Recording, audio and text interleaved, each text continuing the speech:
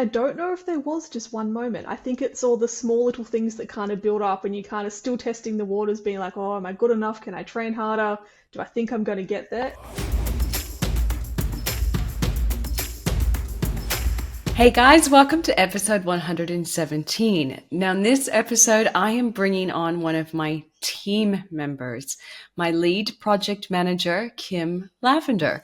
Now, the reason why I'm doing this is no, we're not going to be talking about digital marketing, which is what my business website Love does. We're actually going to be talking about what else she does outside of working with me. And that is, she is an archer. Yes, she hits the target with her arrow. Absolutely. And she's on a path to go to the Paris Olympics this year.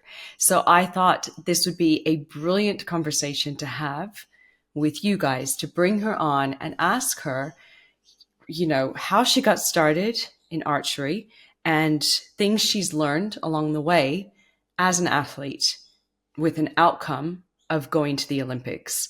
So she's going to share some really great mindset tips and rituals, and just even give you a little bit of backstory about the sport, and also just some things you might not have thought of when it comes to actually getting into the Olympics. So we have a really great chat. There's definitely going to be some little metaphors and some takeaways and some things for you as well to believe more in yourself and your business as well.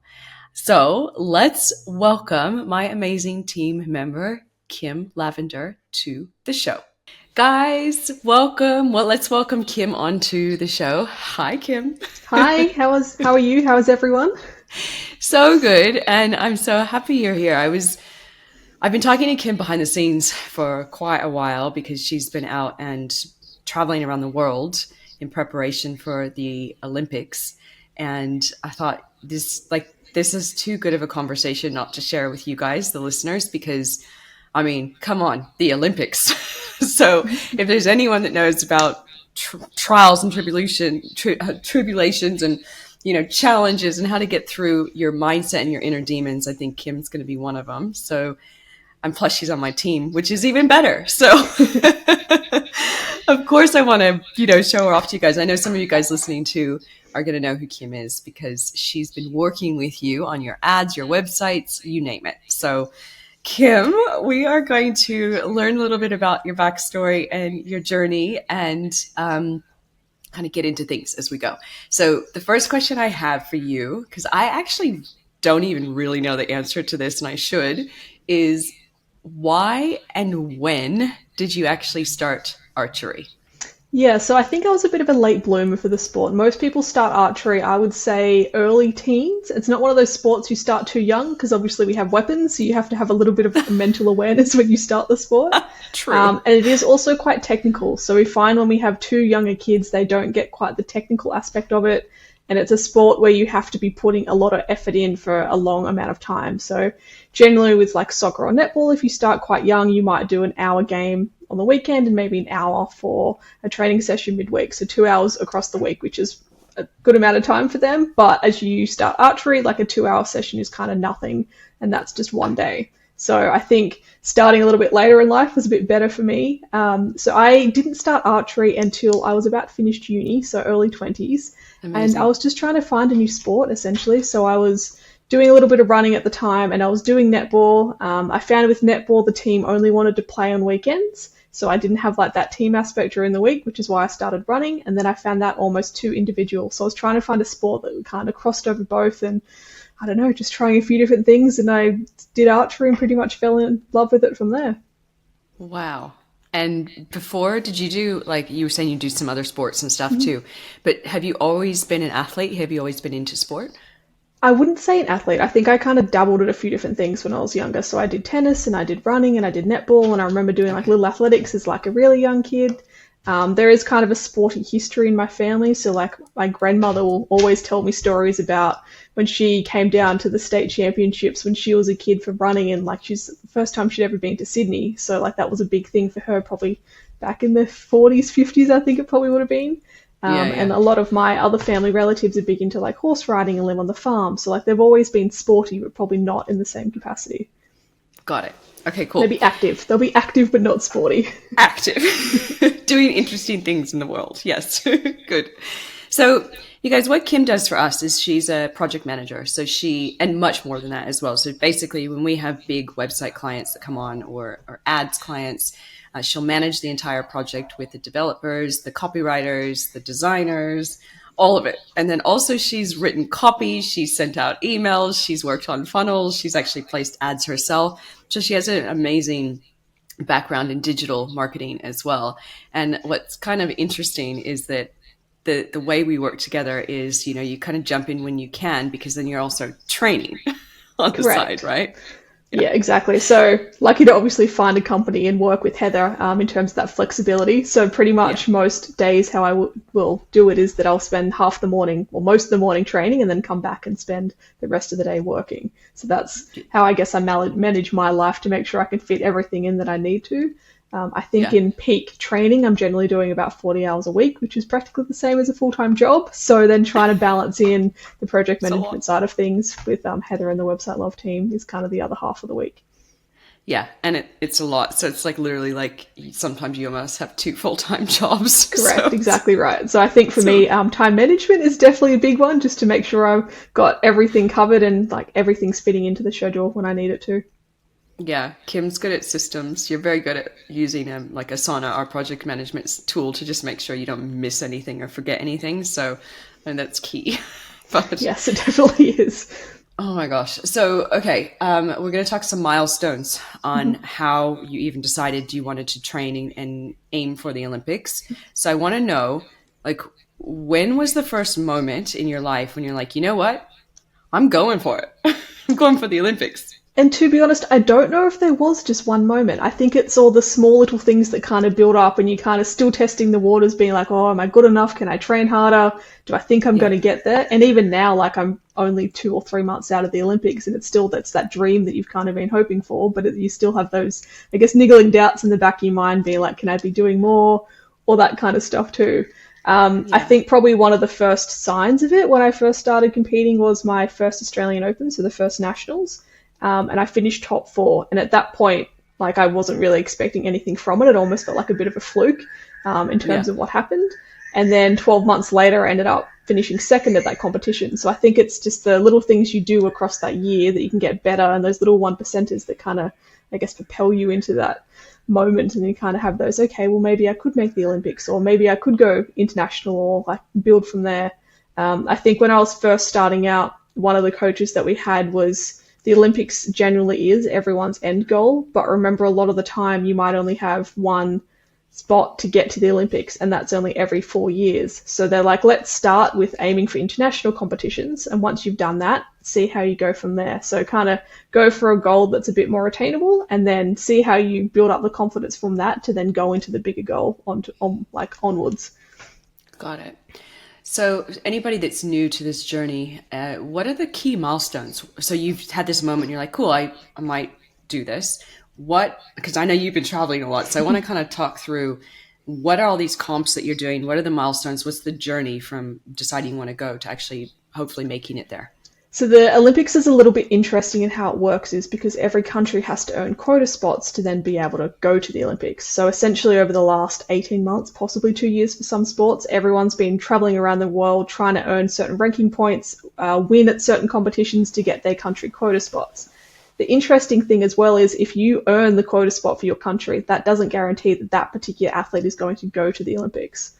So for some sports, you could earn it 12 months out, 18 months out, but they don't actually select the athlete until maybe a month out of the Olympics, and they obviously want to get the person that's peaking and shooting best at that moment. So I think that's the hard thing in terms of if you win the spot, you're not guaranteed to go. So Australia at the moment has 1 male and 1 female spot for archery in the Olympics, which we won at the Oceania Championships last year. And now we're essentially going to all the World Cups this year, trying to boost up our world ranking points to then hopefully get a team spot. So that would be 3 females, or we could get a team of 3 males to then make a team at the Paris Olympics. Okay, got it. So at this point in time, that team spot is not guaranteed. Is that right? Correct, yes. So at the moment we've got 1 female and 1 male, and we've got 2 more World Cups that we're going to this year to try and, I guess, boost our world ranking. And then we've also got a final qualification tournament. So in that tournament, any country that doesn't have a full team spot can go and compete in it and hope that they win their team spot at that event. And how many World Cups are you a part of this year? So this year I've got, well, hopefully 3 World Cups. Essentially, the way they're doing it this time round is that we had our Olympic trials process in January where they pick the top 4 men and the top 4 women to then go to the first 2 World Cups. And then based on the performance of the first 2 World Cups, they would then take the top 3 to the final qualification tournament and the final World Cup in Turkey. So at the moment, I'm hoping to go to 3, but there is going to be a cut in the team after the next World Cup. And where are you in the rankings of everything? Technically, I'm not allowed to say it yet. It's not official, so we can't say anything until the official announcement comes out. Got it. But hoping for the best, so we'll see what the next World Cup holds. It's a little bit busy over the next few months in terms of what the Australian Olympic Committee will allow us to announce it ourselves and what they need to publicly announce. So the Olympics gets quite interesting in terms of the rights we can actually, I guess, the things that we had the rights to during the competition. Yeah, this is all the side that I would be clueless about. This is kind of interesting to learn about. And where have you traveled? You name all the different countries. So in order, I think we've got the Philippines, Turkey, South Korea, France, went to Singapore last year. We've been to training camps in Taiwan, so Chinese Taipei, and then just came back from a competition in China and then off to South Korea next week and then hopefully to Turkey and then back to Paris. So kind of all around, to be honest. It's incredible. Oh my God. Wow. Okay. So we're going to talk some tactical mindset things in a minute, but I know around anyone that's going through this journey, there has to be a bit of a support team. So I'm curious, who is your support team? Yeah, and I think that was one of my big mindset tips, to be honest, is finding your people and who you need to go to for certain things.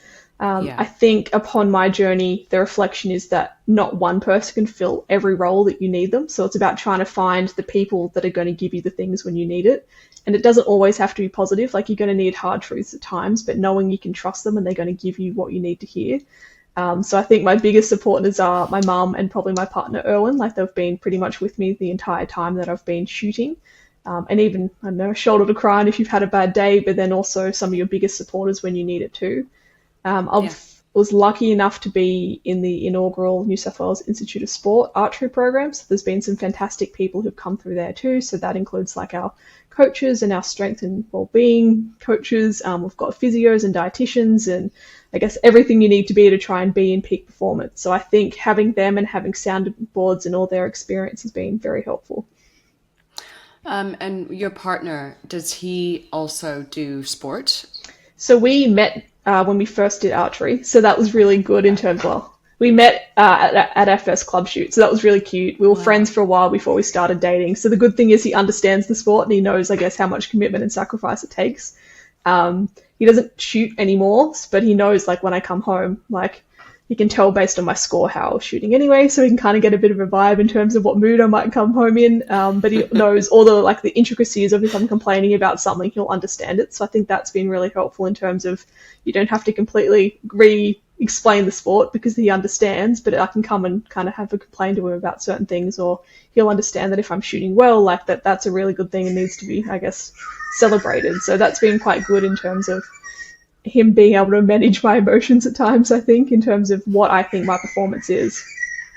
That's actually really helpful that he gets that. He he actually has been there, done that, so he gets it in a whole different level. Yeah, exactly right. So I think it'd be quite hard to have a partner that didn't understand the sport because you're trying to teach them the sport, but then also the intricacies of the sport, because every competition is slightly different as well in terms of just the arrows, essentially, depending on how heavy the air is. So if it's raining, if it's humid, if there's foggy, depending on how far above sea level, all of that impacts your arrows and what the drifting is.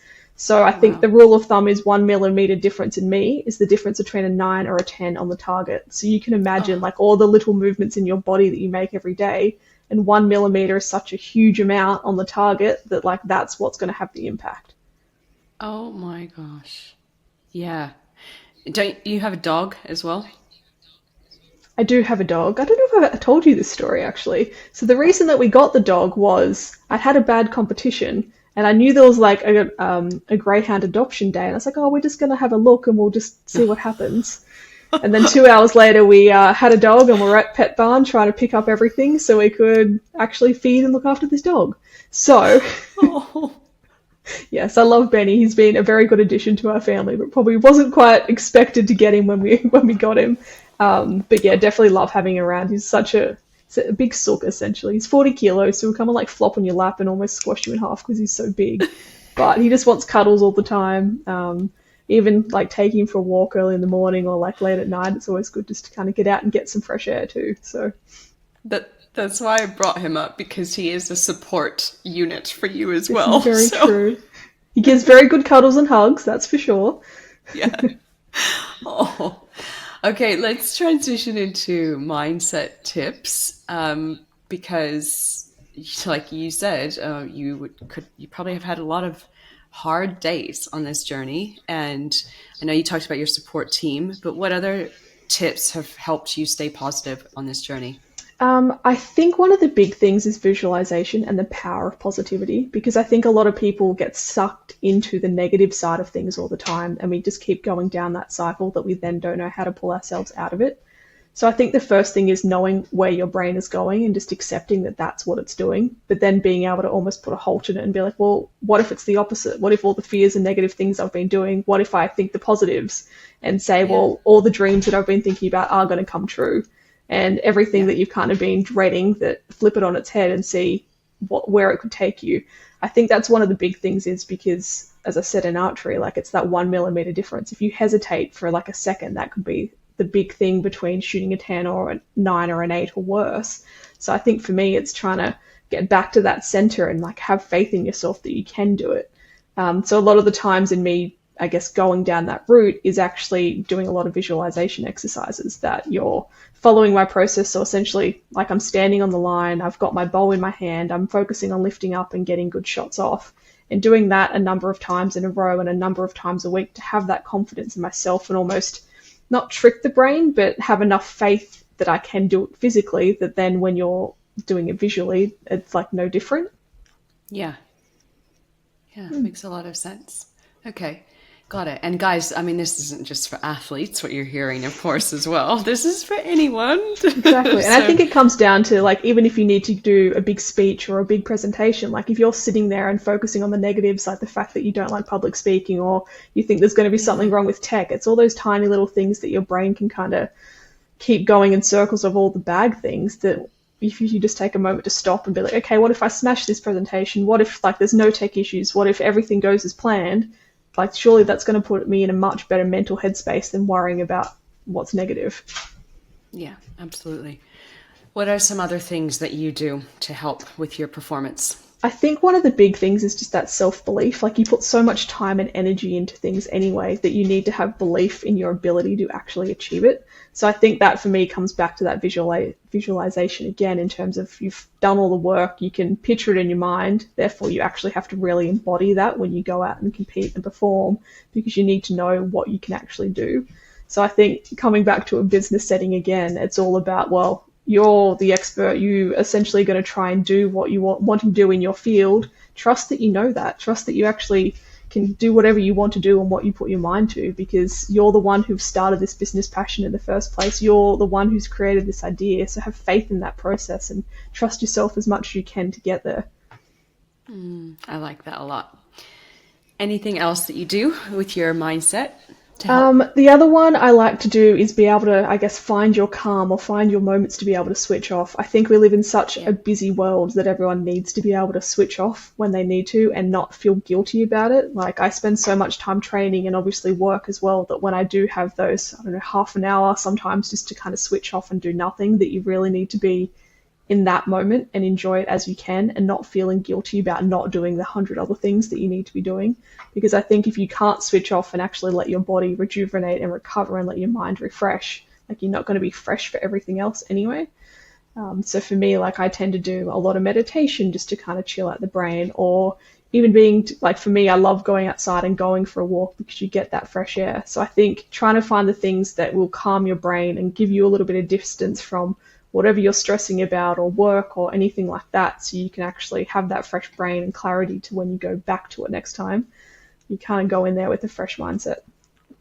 Kim, I really like that you said that. I was literally just recording an episode before this earlier today, and that's exactly what I was talking about, is that don't feel guilty in the moments where you shut down, because so many people these days, if you're so busy, like you were saying, we're like, oh my God, I should be doing this, I should be doing this.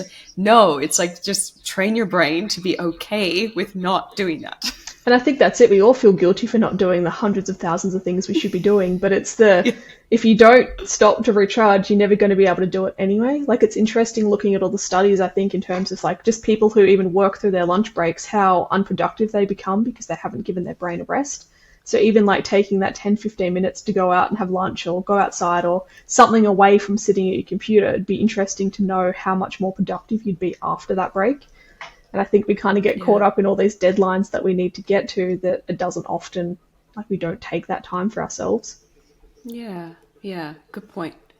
Now, do you have any last mindset tips before we move on to something else? The other one I was going to say is find what works for you. So I think we're stuck in a work environment, or I guess a world at the moment, where everyone's kind of, well, I'd say pre-COVID was trapped in a 9 to 5 job. I think post-COVID we're probably a little bit more adaptable in terms of working from home or finding times that work. And I think a lot of people could be morning people, they could be afternoon people, they could be night people. So I think if you're starting your own business journey, for you it's trying to find what works for you. So if it's your working hours, finding the hours that you think you're the most productive.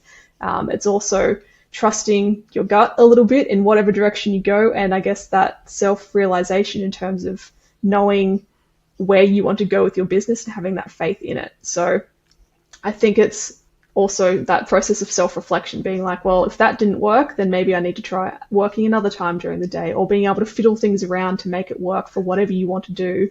But I think it's being able to trust yourself and know where you want to go with your process and whatever your journey, that's kind of the most crucial thing. Nice. Out of curiosity, do you work better in the morning, afternoon, or evening? Good question. I think I'm the most awake in the morning because I'm so used to getting up early and getting to training. I think once I finish shooting and kind of go back to more of a traditional job, it'll be interesting to see how my brain functions at that point too. Generally for training at the moment, I'm up at about 5:36 at the range by 6:37, and then pretty much finish training at about 12:30, and then we'll start work at about 1. So I think it's long days anyway. It'll be interesting when I get back to a normal, I guess, working schedule, how that goes too. Yeah, for sure. Yeah, who knows when that's going to come, right? I mean, yeah, exactly right. The next few months are kind of up in the air.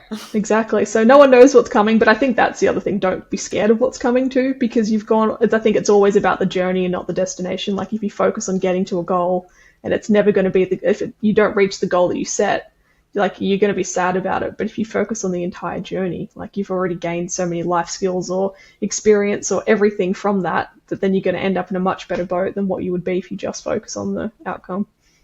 Yeah, I really like that. Rituals. Let's talk rituals a little bit. So do you have any things that you do, you did mention meditation, but like every single day to support yourself, just generally speaking, not just in the Olympics, but what you do day to day? I think, as I said before, for me, it's definitely getting outside and doing something. Like, most of the time I'm outside doing my sport anyway, but it's a little bit different shooting and walking up to the target and back, as opposed to going outside and enjoying nature and kind of just taking it in. So I think I've definitely discovered I'm much more at ease with nature. So like even taking the dog for a walk around the local park and hearing, I guess, the leaves rustle in the trees and that kind of stuff to me is like quite soothing and just getting that fresh air. So I think for me, that's one of the key rituals that I like to do, whether or not that's before I go shoot of a morning or whether or not it's more in the evening, just trying to find some time like that. As well as that visualization and meditation I was talking about before, like that's really crucial for me in terms of, I guess, reinstilling that self-belief, but then also having that sense of calm in my brain as well. Okay, so out of curiosity, with your meditation that you do do self-guided? Do you have an app, a tool, anything that you use? So I really love the Headspace app because it kind of schedules out your entire day. It's almost got like a pre-wake up routine. Then it's got some mindful breaths throughout the day. It's got like an afternoon stretch, like a stretch session, and then kind of a cool down, and it's even got sleep stories. So depending on what you need throughout the day, it's pretty much already there. You log in, you click on it. I think I like the fact you've got like the 5 breaths throughout the day, because like it doesn't take long to do 5 breaths, but it's kind of amazing how much you can kind of calm your brain and get your breathing back under like into rhythm, and even I guess slow your heart down and everything like that. So I find that quite powerful. And then even with the meditation, you can put however long you want it to be. If you want it to be a minute, 2 minutes, 5 minutes, 20 minutes, like you can kind of just put it on the cycle of however long you want it. And then you can choose the different voices of who you like. There's different accents. I think they've been partnering with Disney lately as well. So there's now got like some Star Wars ones, or like some other Disney princess ones as well. So I think I quite like the flexibility of it to pick what you like, but then also like tailor it to you in terms of what you actually need at that moment. Got it. Yeah, I have it, and you're reminding me to use it from this chat. So I think it's very easy to forget, that's for sure, but I think it's trying to make the time when you can to actually use it. And as I said, like it doesn't take long to do the 5 breaths, but that's sometimes enough, or even like 1 or 2 minutes a day just to be doing a little bit of meditation, because I think everyone would find it useful. It's just how much time you have to do it. It's amazing. Yeah. There's so many people on this show that I've interviewed that meditate. It's like it's a very common thread of mind health and even physical health as well. And I think it's worthwhile. Like if you've never done it before, just giving it a try. I think it does definitely take a few times to kind of get into it, but the more you do it, the easier it is to be able to switch everything off and focus on your breath or what your body's feeling at that particular moment, because I think it becomes such a power move, essentially, like even in the business realm or whatever you're doing, to actually have something that calms you and brings you back to center and back to focus. Yeah, well said. Okay, so I'm going to wrap up our conversation shortly, not yet, but in a moment, and asking you around digital marketing and a few things in there. But before we do that, is there anything else that's come to mind that is just kind of interesting that you've learned about the Olympics and just what you're doing that you think that we as listeners would be really interested in knowing? That's such a hard question. I feel like archery as a sport probably isn't known. Like we know not many people actually know what the sport is. So I might just give you a bit of an overview in terms of how we do competitions, because a lot of people don't know that. So the way the Olympics works is we will have 128 athletes compete in men and 128 28 athletes compete in women. So essentially, once we do all of that, we get ranked. So we shoot 72 arrows at 70 meters, and then we'll get ranked from the top athlete to the bottom athlete, and then we'll go into head-to-head matches.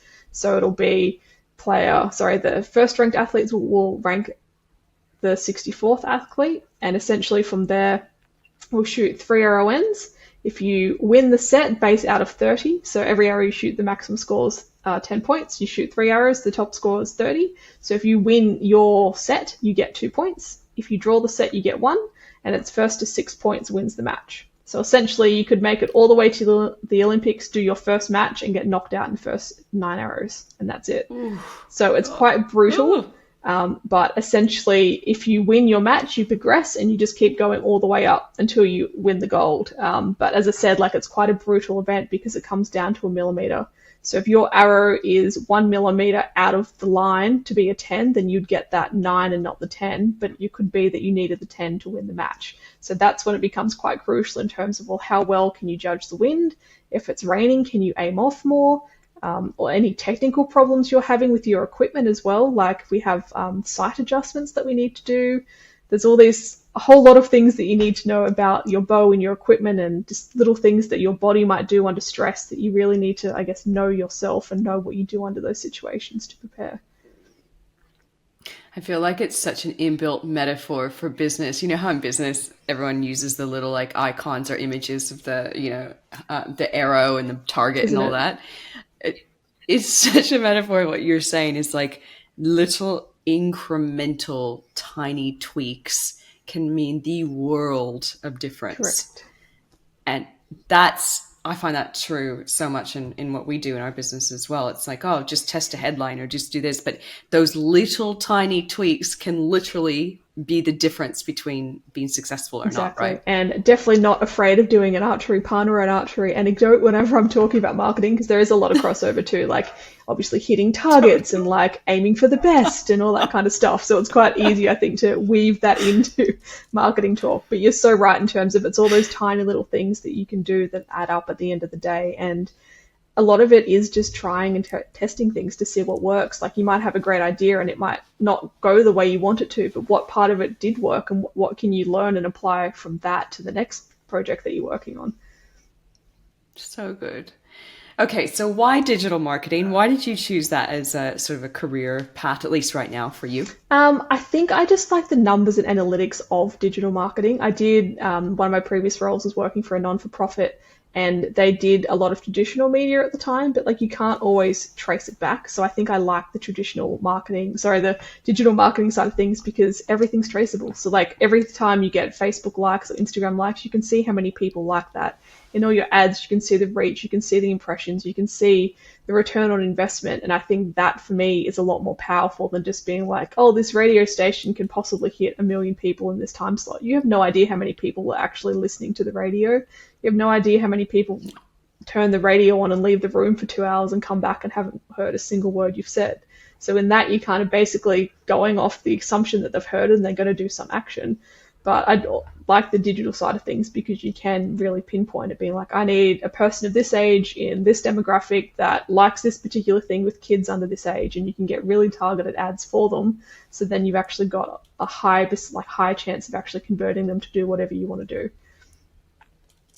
Very good. Yes, you have a very good mind for analytics and numbers. And I see your training as, I'm going to call you an athlete, but I see your training there under extreme, deadlines and pressure with clients, because that's built into what we do as well. There's always problems in tech. There's always minds that are changed along the journey, and you're always so calm and level-headed about everything, and that's just like a really rare gift to have, and I can see that that's come with your training as Yeah, well. for sure. And I think So it's all being about handling the pressure when you need to, and I guess not yeah, stressing over the big stuff. Like, don't get me wrong, definitely a yeah, stress head at times, and depending on what it is. But I think over the past couple of years doing archery, it's definitely taught me a lot about actually taking care of the things that are actually important and being able to step away from the things or give it a little bit of space if it's not as important.